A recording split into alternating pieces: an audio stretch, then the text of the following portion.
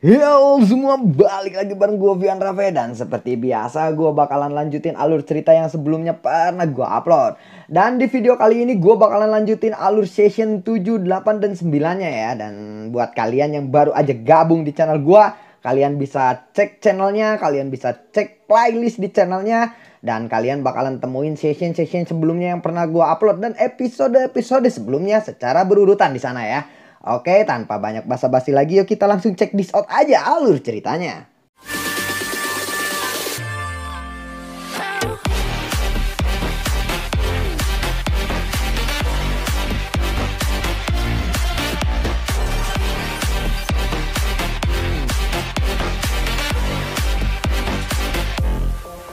Di episode sebelumnya, Tuan Zugan yang memeriksa keadaan Xiaoyan terkaget setelah dia mengetahui kalau Xiaoyan adalah seorang alkemis tingkat tinggi. Saat ini Xiaoyan telah sampai di pintu kamarnya. Dia langsung menutup pintu dan menghela nafas lega. Sejujurnya dia benar-benar tidak ingin terlibat dengan masalah antara klan Han dan klan Hong. Jika bukan karena Han Sue dan Han Yue. Lalu Xiaoyan bersila di tempat tidur dan bergumam dalam hatinya. Dengan melihat Hong Cheng hari ini, kemungkinan kekuatannya ada di sekitar bintang 7 Dohuan. Hal ini sangat mirip denganku. Harus dikatakan bahwa bakat pelatihannya memang mengejutkan, ucap dari Xiaoyan saat bergumam pada dirinya sendiri. Meskipun pencapaian Hong Cheng ini membuat Xiaoyan terkejut, itu hanya sebatas pada level ini. Dengan kekuatan bertarung Xiaoyan saat ini, sepertinya hampir tidak ada orang di kelas yang sama yang bisa mengalahkannya. Ada lebih dari 10 ahli di puncak kelas Dohuang yang jatuh ke tangannya. Bahkan nama-nama elit Dozong tertinggal di daftar kematiannya, apalagi Dohuang bintang 7. Wajah Xiaoyan sedikit agak serius sebelum dia berkata, "Begitu aku menyelesaikan masalah ini, aku akan segera meninggalkan tempat ini. Jika memungkinkan, aku harus mencoba melakukan terobosan ke kelas Dozong dulu sebelum memulai Pil Gathering. Meskipun ini akan agak sulit, aku hanya bisa memikirkan cara untuk mendapatkan 3000 api yang membakar," ucap dari Xiaoyan. Xiaoyan dengan lembut menghela nafas. Dia sepertinya tiba-tiba teringat sesuatu saat dia membalikkan tangannya. Sebuah botol giok dengan api tak terlihat menutupi samar-samar. Seseorang bisa mendengar tangisan menyedihkan yang ditransmisikan dari botol batu giok itu. Lalu jarinya mengusap mulut botol sebelum dia memberi isyarat. Tubuh spiritual yang sangat lemah perlahan bangkit terbungkus sekelompok api tak terlihat. Akhirnya itu muncul di depan Xiaoyan. Pada saat ini Han Feng sangat lelah setelah dibakar oleh Fallen Heart Flame dalam waktu yang lama. Xiaoyan melirik sosok tubuh spiritual Han Feng di depannya sebelum bertanya dengan acuh tak acuh. "Apakah kamu sudah cukup menikmatinya?" tanya dari Xiaoyan. Tubuh Han Feng segera bergetar hebat setelah mendengar suara Xiaoyan. Suara Han Feng begitu lemah, seperti akan kehabisan nafas. "Apa yang sebenarnya ingin kamu lakukan? Bunuh saja aku," jawab dari Han Feng. Xiaoyan kemudian berkata dengan suara dingin dan acuh tak acuh kepada Han Feng. "Katakan padaku lokasi di mana Hall of Soul mengurung guruku," ucap dari Xiaoyan. Mendengar kata dari Xiaoyan, tanpa sadar Han Feng tertawa lalu berkata, "Kamu ingin menyelamatkan orang tua itu? Apakah kamu benar-benar berpikir bahwa Hall of Soul adalah tempat yang bisa dimasuki siapa saja?" ucap dari Han Feng. Tawa dingin baru saja terdengar saat Xiaoyan melambaikan tangannya dengan wajah tanpa ekspresi. Api Fallen Heart Flame yang berlama-lama di luar tubuh Xiaoyan tiba-tiba bergerak. Akhirnya itu menempel pada tubuh Han Feng. "Sepertinya kamu belum cukup menikmati selama periode waktu ini ya. Karena ini masalahnya, aku akan membiarkanmu menikmati ini selama setengah tahun," ucap dari Xiaoyan. Han Feng buru-buru menahan rasa sakit yang membakar dan berteriak ketika ia melihat bahwa Xiaoyan merencanakan untuk menyimpannya lagi di botol giok. Jangan, aku akan berbicara, ucap dari Han Feng. Tangan Xiaoyan berhenti. Fallen Heart Flame pun perlahan menghilang. Dia melirik Han Feng dan dengan acuh tak acuh berkata, "Kamu memiliki satu kesempatan terakhir. Aku tidak punya cukup banyak waktu. Mungkin setengah tahun atau 1 tahun kemudian aku akan memanggilmu kembali. Mudah-mudahan kamu tidak akan dibakar menjadi kehampaan oleh Fallen Heart Flame," ucap dari Xiaoyan. Tubuh spiritual Han Feng segera bergetar hebat ketika dia mendengar kata-kata dari Xiaoyan. Sebuah teror melintas di matanya. Sesaat kemudian dia akhirnya berkata, "Maukah kamu mengizinkan aku untuk pergi jika aku memberitahumu lokasi di mana Yao Chen dikurung?" ucap dari Han Feng. Ekspresi Xiaoyan berubah dingin. Fallen Heart Flame yang menutupi bagian luar tubuh Xiaoyan hendak bermanuver lagi. "Kamu tidak memiliki kualifikasi untuk tawar-menawar denganku," ucap dari Xiaoyan. Kengerian di mata Han Feng menjadi lebih padat ketika dia melihat Fallen Heart Flame dan dia buru-buru berkata, Berhenti. Aku akan memberitahumu. Hall of Soul memiliki 2 aula cabang yang terletak di sebuah kota bernama Ming City di wilayah barat Central Plains. Yao Chen dikurung di sana," ucap dari Han Feng. Xiaoyan perlahan mengulangi 2 kata dari mulutnya. "Wilayah barat Central Plains, kota Ming. Berapa banyak orang dari Hall of Soul yang menjaga aula cabang itu?" tanya dari Xiaoyan. Han Feng ragu-ragu sejenak sebelum dia berkata, "Ada desas-desus bahwa ada beberapa pelindung. Selain itu ada juga penetua yang terhormat. Aula cabang itu sedikit lebih penting. Oleh karena itu Hall of Soul telah mengirim seseorang ahli untuk melindunginya," ucap dari Han Feng. Ekspresi Xiaoyan segera berubah sedikit saat mendengar istilah ini.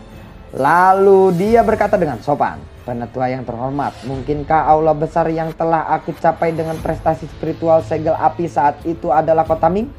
Mungkinkah kekuatan spiritual yang sangat menakutkan saat itu menjadi sesuatu yang dilepaskan oleh penetua terhormat yang menjaga? Jika masalah ini benar, sepertinya perlu merencanakan dengan benar. Seseorang elit Dozon itu benar-benar sedikit terlalu kuat untuk aku saat ini. Bahkan jika aku menggunakan Lotus Flame pemusnah terkuat, kemungkinan aku tidak akan banyak menyakitinya. Lagi pula perbedaan antara Dozon dan Dozong sangatlah besar. Semoga apa yang kamu katakan itu benar. Kalau tidak akan sulit bagimu untuk mati bahkan jika kamu mau," ucap dari Xiaoyan. Xiaoyan dengan lembut menghembuskan nafas ketika dia berpikir sampai saat ini. Tatapannya dengan dingin mendarat di Han Feng. Dia segera melambaikan tangannya dan Fallen Heart Flame sekali lagi menyapu yang terakhir sebelum memasuki botol giok dan menyimpannya di cincin penyimpanannya. Satu-satunya hal yang bisa dia lakukan sekarang adalah memulihkan kekuatannya. Hanya setelah dia menyelesaikan masalah di tempat ini, dia akan dapat menjelajahi daratan tengah dan menemukan metode baginya untuk menembus kelas Dozong. 3 hari kemudian berlalu dan semua orang di klan Han bersiap-siap akan menuju ke panggung batu langit. Han Sui dan Han Yue berdiri di halaman kecil di ruangan. Mereka berdua menunggu Xiaoyan keluar dari kamarnya. Setelah menunggu beberapa saat, Han Sui lalu berkata, "Mengapa dia belum juga keluar? Hari ini adalah hari ketiga. Ayah dan yang lainnya bersiap untuk menuju panggung batu langit," ucap dari Han Sui.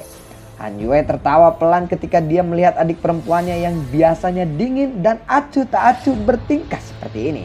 Lalu Han Yue berkata, "Kenapa kamu begitu cemas? Tenang saja, setauku dia bukan tipe orang yang bermalas-malasan dan suka tidak tepat waktu.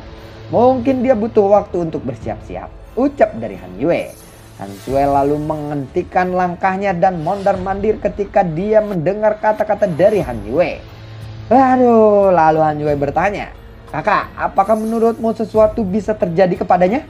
Dia menderita cedera yang sangat serius ketika aku menemukannya di gurun saat itu," ucap dari Han Sui. Han Yue terkejut mendengar kata-kata dari Han Sui. Lalu Han Yue merenung sejenak dan berpikir sebelum dia bertanya, "Suer, apakah kamu jatuh cinta kepada Xiaoyan?" tanya dari Han Yue. Wajah cantik Han Sui memerah setelah mendengar pertanyaan dari Han Yue. Lalu Han Sui menjawab, "Kakak, omong kosong apa yang kamu katakan? Aku hanya berkenalan dengannya untuk sementara waktu ini," jawab dari Han Sui.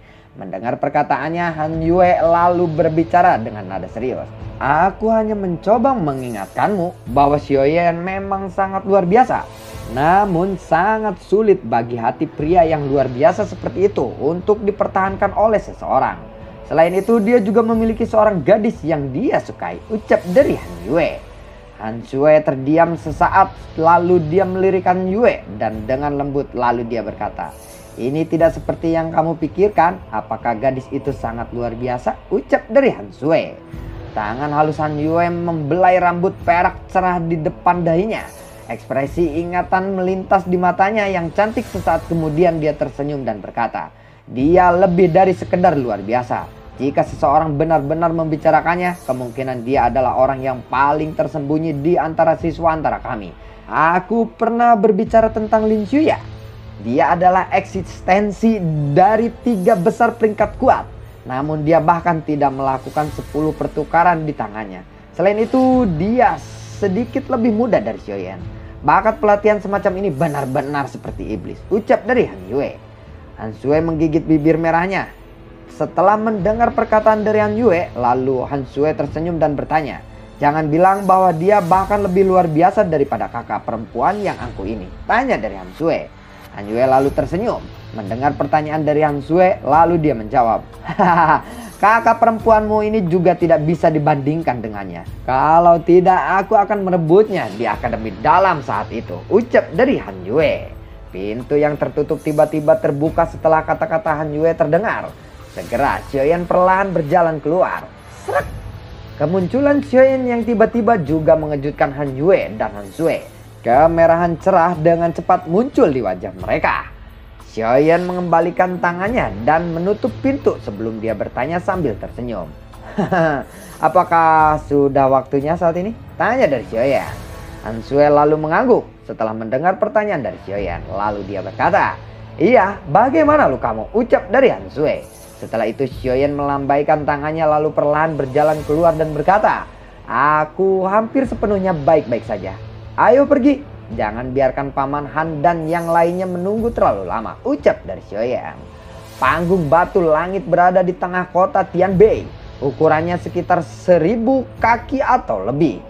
Panggung batu langit hari ini terlihat sangat meriah karena orang-orang yang akan mengadakan pertarungan di atas panggung adalah kedua kelompok utama dari kota Tianbei, Klan Hong dan Klan Han. Apalagi menurut rumor, orang yang bertarung untuk Klan Hong adalah Hong Cheng yang telah diterima sebagai murid di Pavilion Petir Angin. Warga kota Tianbei cukup familiar dengan nama ini. Orang ini selalu sombong, namun dia telah menunjukkan bakat yang mengejutkan setelah dia masih muda. Setelah tumbuh dewasa, dia menarik perhatian Pavilion Petir Angin. Berbeda dengan Xiaoyan, dia tidak mengalami keajaiban seperti itu ketika dia masih muda. Kemungkinan jalur pelatihannya akan mirip di jalur Hong Cheng di masa depan. Xiaoyan mungkin bahkan menarik perhatian sekte terbesar di Kekaisaran Jiangma, sekte Mystic Cloud, karena bakat pelatihannya yang luar biasa. Namun penampilan Yellow yang telah mengubah rutenya itu adalah rute yang memungkinkan Xiaoyan berjalan sampai hari ini, mencapai tingkat yang begitu tinggi. Ketika kursi panggung batu langit secara bertahap terisi, sekelompok besar manusia akhirnya muncul di pintu masuk arena. Penampilan mereka segera menimbulkan keributan di dalam arena. Itu adalah orang-orang dari Klan Han. Mereka akhirnya ada di sini. Ada desas-desus. Hong Cheng telah mengatakan bahwa selama Klan Han dapat menemukan seseorang dari generasi yang sama untuk mengalahkannya, Klan Hong tidak akan menjadi musuh dengan Klan Han selama 10 tahun ke depan. Hei, kata-kata ini mungkin terdengar bagus, tetapi benar-benar tidak ada seorang pun di generasi muda dari kota Tianbei ini yang bisa mengalahkan Klan Hong. Bahkan Han Yue sekalipun akan sulit mengalahkannya. Jika Klan Han kalah, mereka akan kehilangan seorang putrinya, ucap dari orang-orang. Setelah itu kelompok Han berhenti di bagian panggung batu yang berada di seberang Klan Hong. Lalu seorang pemimpin Klan Hong berdiri dan tertawa sebelum dia berkata, Kepala Klan Han, kamu akhirnya ada di sini. Aku pikir kamu tidak akan muncul hari ini, ucap dari Hong Li. Mendengar perkataan dari Hong Li, lalu Han Chi menjawab dengan acuh tak acuh. Kepala Klan Hong terlalu banyak pikiran. Karena Klan Hong bersedia menjaga perdamaian 10 tahun dengan Klan Han kami harus menerimanya. Kalau tidak, kami akan mengecewakan niat baik dari Klan Hong, ucap dari Han Chi. Lalu Hong Li dengan dingin tertawa lalu berkata, aku khawatir sebelum kamu menerima niat baikku, kamu akan kehilangan putrimu. Tapi kamu tidak perlu khawatir, aku akan sangat toleran terhadap menantu perempuan dari Klan Hongku. Baiklah, jangan buang waktu lagi. Aku tidak punya banyak waktu dan harus kembali ke Pavilion Utara untuk berlatih selama 2 hari ini, ucap dari Hong Li. Hong Cheng muncul di panggung batu yang luas di bawah dengan cara seperti hantu. Tatapannya yang arogan saat dia melihat kursi Klan Han dan berkata, "Tidak perlu bertele-tele, kami akan berbicara setelah kami bertarung. Siapa yang akan datang untuk menghadapiku kali ini?" ucap dari Hong Cheng. Tatapan seluruh tempat langsung beralih ke tempat di mana kursi Klan Han berada. Setelah mendengar ucapan Hong Cheng, Han Yue hanya tersenyum manis saat dia di bawah fokus semua mata yang hadir. Dia segera menggelengkan kepalanya dan jarinya yang halus menunjuk ke suatu tempat di sampingnya. Suaranya yang jelas bergema di seluruh arena. "Lawannya bukan aku, tetapi dia," ucap dari Han Yue. Banyak tatapan tiba-tiba bergeser. Mereka berhenti pada seseorang pemuda asing di kursi Klan Han menggunakan pakaian linen biasa. Mata Hong Cheng yang dingin melirik ke arah Xiaoyan, lalu dia berkata, "Jika kamu ingin menemukan seseorang yang rela mati untukmu, kamu seharusnya menemukan yang layak." ucap dari Hong Cheng. Xiaoyan hanya tersenyum ketika mendengar tawa dingin dan hinaan yang keluar dari mulut Hong Cheng. Banyak tatapan terkejut berulang kali menyapu tubuh Xiaoyan.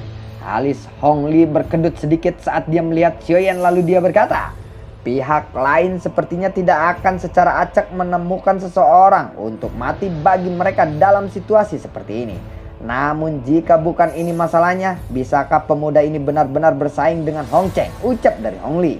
Mendengar perkataan Hong Li, pria tua berjubah abu-abu di sampingnya lalu berkata, "Anak kecil ini juga terlihat sangat kuat. Aku ingin tahu di mana Klan Han menemukan bocah seperti ini," ucap dari pria tua berjubah abu-abu. Hong Li sedikit terkejut setelah mendengar kata-kata dari pria tua berjubah abu-abu yang ada di sampingnya, dan lalu dia berkata, "Oh, akankah Hong Cheng dapat mengalahkannya?" tanya dari Hong Li. Orang tua berjubah abu-abu lalu menjawab, "Sebagian besar teknik Dao kelas tinggi dari Pavilion Petir Anginku telah dipelajari oleh Hong Cheng.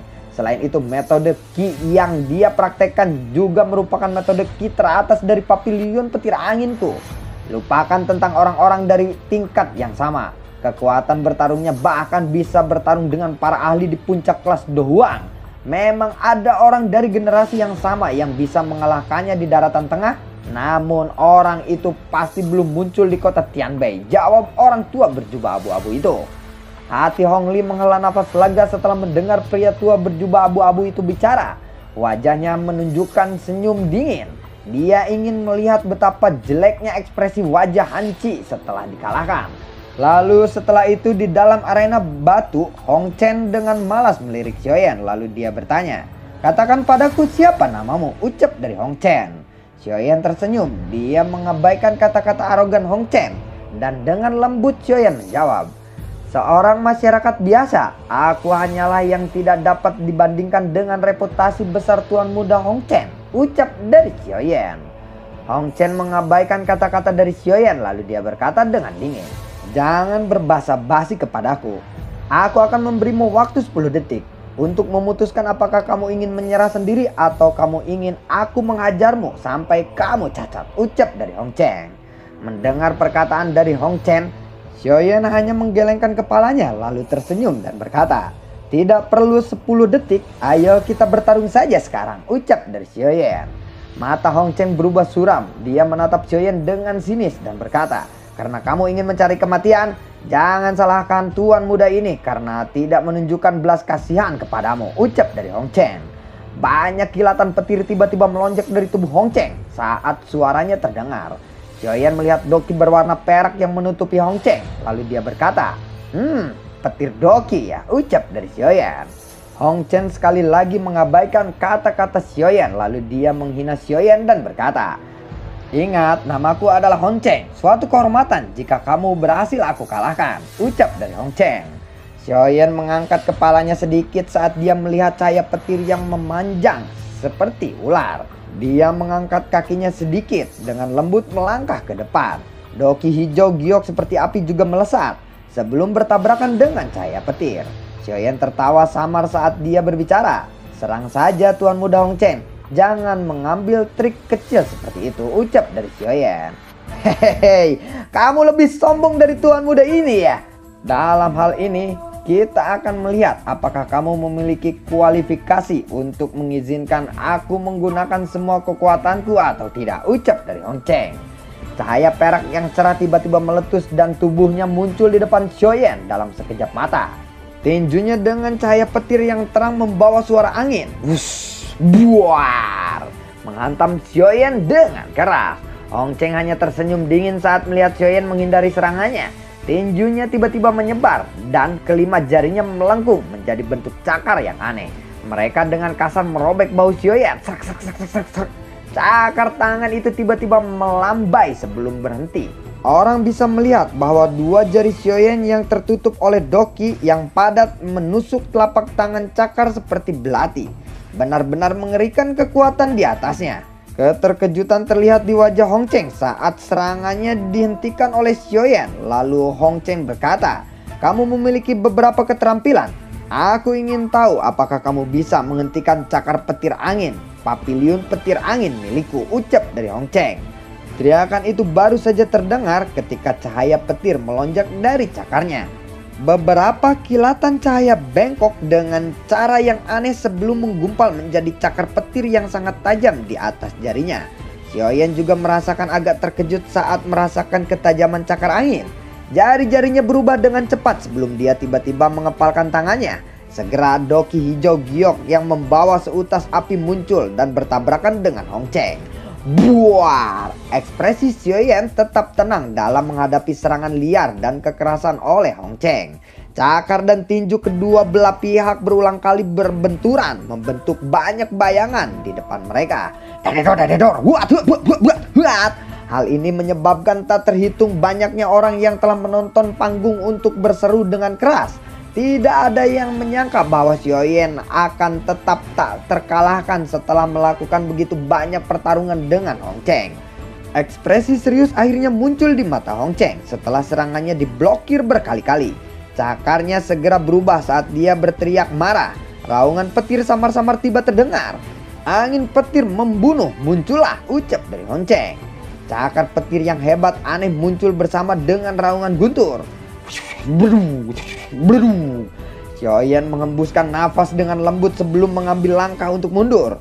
Doki yang sangat kuat melonjak keluar dari dalam tubuhnya ke segala arah. Pada saat ini Xiaoyan telah sepenuhnya menunjukkan kekuatan bintang 7 Do Huang. Ekspresi orang yang hadir berubah saat merasakan doki yang kuat yang tiba-tiba keluar dari tubuh Xiaoyan. Do Huang, anak itu seorang Do Huang. Kekuatan orang ini sepertinya lebih kuat dari Han Yue dari klan Han, ucap orang-orang di luar arena. Xiaoyan lalu mengepalkan tinjunya saat dokinya keluar, lalu dia berkata, "Ledakan Oktana," ucap dari Xiaoyan. Syung buar, riak udara yang kuat melonjak keluar dari titik tabrakan. Banyak retakan seperti jaring laba-laba juga menyebar di bebatuan besar di sekitarnya.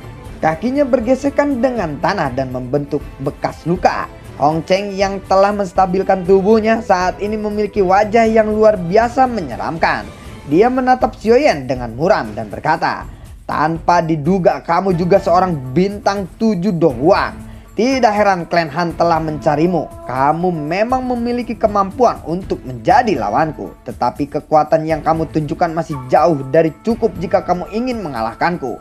Aku akan membiarkanmu melihat teknik rahasia papiliun petir angin hari ini. Dewa petir, turunlah," ucap dari Hong Cheng. Lalu bagaimanakah kelanjutan ceritanya? Nantikan cerita gua atau untuk konten gua berikutnya. Dan semoga sehat selalu untuk kalian ya.